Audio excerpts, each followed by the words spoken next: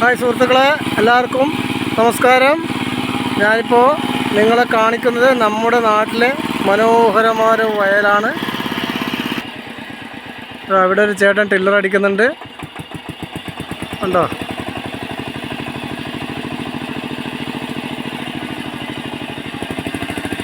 നമ്മുടെ നാട്ടിലെ നെൽവയലാണ് ഈ കാണുന്നത്.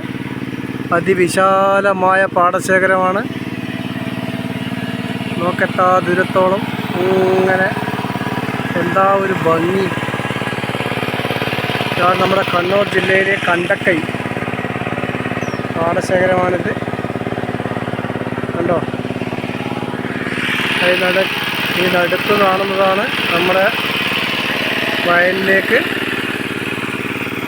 വെള്ളം വരുന്ന തോടാണിത്, കണ്ടോ?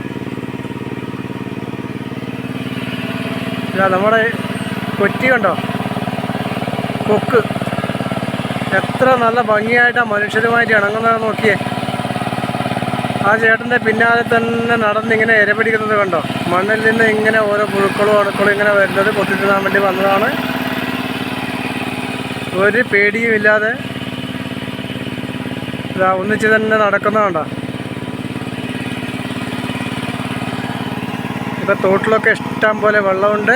മഴക്കാലമായി അതിമനോഹരമായൊരു സ്ഥലമാണിത്.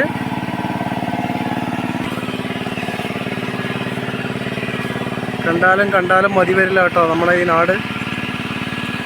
വെറുതെ അല്ല കേരളം ദൈവത്തിൻ്റെ സ്വന്തം നാടെന്ന് പറയുന്നത്. അടിപൊളിയായിട്ട് കണ്ടാലും മതി വരാതെ ഇങ്ങനെ നിറഞ്ഞു നിൽക്കുന്ന പാടശേഖരവും ആ പച്ചപ്പും ഒക്കെ കാണുമ്പോൾ തന്നെ മനസ്സിലൊരു കുളിര് പോരുന്നില്ലേ.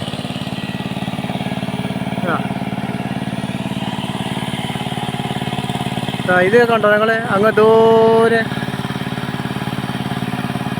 വയൽ പണിക്ക് വന്ന പെണ്ണുങ്ങളാണ്. നമ്മളെ തൊഴിലുറപ്പിൻ്റെ ആൾക്കാരും വയൽ പണിക്ക് വന്ന പെണ്ണുങ്ങളൊക്കെ ഉണ്ട് ഇതിൽ. അതടുക്കൊരു പശു മേയുന്ന കണ്ടോ, സൂര്യതാ ഒന്നും കൂടി.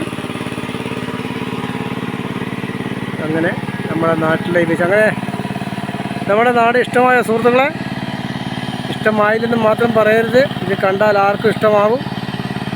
അത്ര സുന്ദരമായ സ്ഥലമല്ലേ ഇത്.